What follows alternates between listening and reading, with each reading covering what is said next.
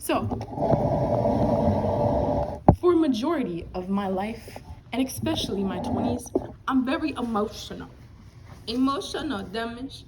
And so it's been very, there's so many words to describe what I've been feeling, but the problem is, and has been that I was unable to connect my feelings to a term.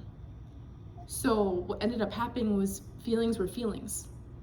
It didn't matter what the feeling was, it was either I was either good or I was bad. There wasn't any nuance to the feeling. Even though I knew there was nuance, I just didn't know what it was. So it's essentially what I'm doing is naming it to tame it. So I don't know how I got here, but I eventually got to a place where I was able to realize that other people have similar, they may have similar emotions as I do. It's really hard to explain it, and as I keep talking, it's gonna be harder and harder to articulate. So I might have to talk in metaphors, but it's kind of like watching a movie and seeing the characters and just like you know they're humans, but you kind of see it as like a 2D. So that's how I felt about other people, and I also felt that in reverse about myself. So I would hear people say stuff like, "Oh, I'm disappointed. I feel guilty. But I didn't know what that meant really. I felt that their feelings were more important than mine, and their feelings were more real in a sense than mine were. It's really hard to describe. It's like their feelings were more valid than mine were, and I was like, oh, we don't feel the same things. Like what I'm feeling isn't important. Like all of that. Like it's not important. What I'm feeling isn't important. Kind of just imagine that. Just having someone that's always like, oh, what I'm feeling isn't important. Like your emotions are real. But I also had because I didn't understand how to label emotions, I had no way to connect with other people. So it's been just such a long time of feeling misunderstood. Like I've always had this thing where I say, I just want to be understood. I just want to be understood. I just want to be understood. But the problem was I didn't understand I didn't understand my feelings. I didn't understand myself. I didn't know how to dissect it, and therefore there was no way to create a bridge between me and someone else's communication, because someone's use of the word anxiety could be my use for when I say fear. And so my words and how I spoke was just so jumbled because I really didn't know what I was saying. I didn't connect it to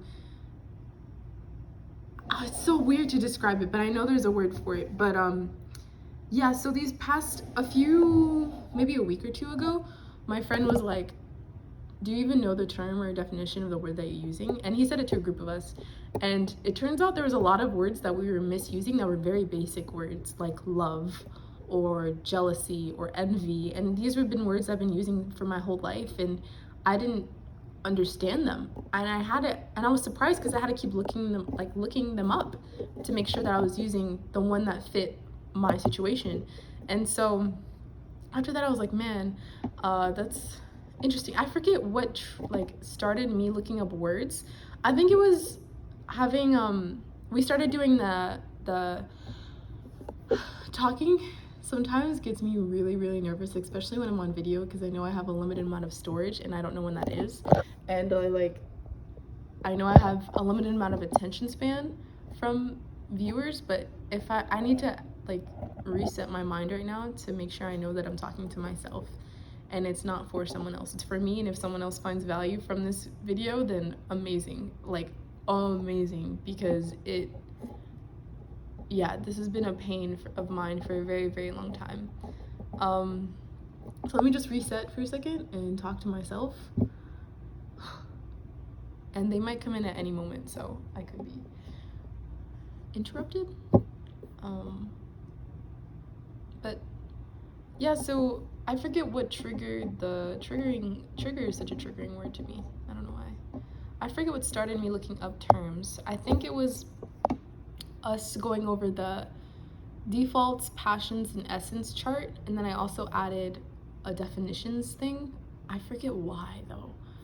And ever since then, I slowly added 1 or 2 definitions of words, and then I just kept adding them. And then one day that was all I did for the whole day. And I got this, I know it was like a rush of dopamine. It was very similar to my experience whenever I learned about the Myers-Briggs personality test, or whenever I learned about astrology, or whenever my mentor describes an experience that I have and describes the characteristics, it's very magnetic to me because it gives me like a label, an identity. It gives me something to grasp, really is what it is. And I don't have that. And I relied heavily on other people's interpretations of me in order to figure out my own. Which also is a separate topic of like, can you be can you be, what's the word? Aware of yourself? So, can you have self-awareness without other people? I don't know the answer to that question.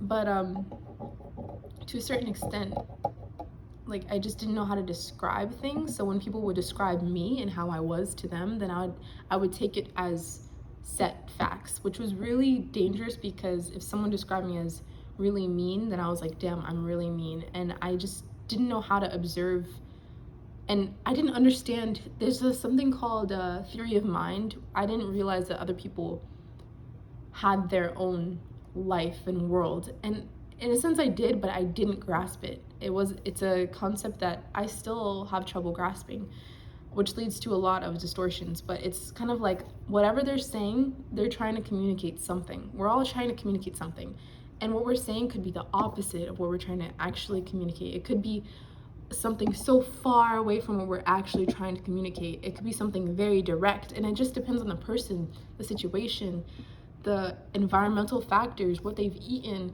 like what they just thought and what they just watched. It just, there's so many variables in communication, and I just didn't understand that. And I wasn't able to, even though I get the terms and I get the definitions, it's not something I grasp now. Even to this day, it's very hard for me to hold on to that and believe it and understand it and then work with it. But on the days that I am able to work with that, oh, people have their own thoughts, their own opinions, their own worlds, and I'm just a side character. I'm just in their world.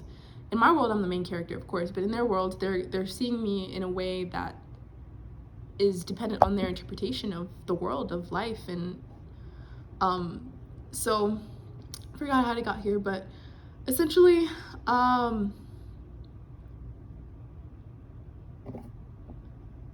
yeah, so I made these definitions, and I really wanted to finish that thought though.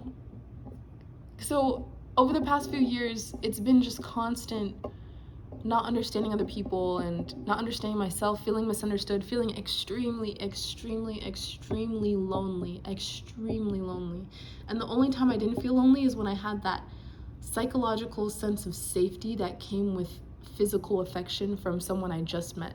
It's like Tinder, using Tinder and then going on a date, or seeing a guy and really talking to him and just like literally cuddling, which is really nice because most people just want to have intercourse. I don't know if I'm allowed to say that.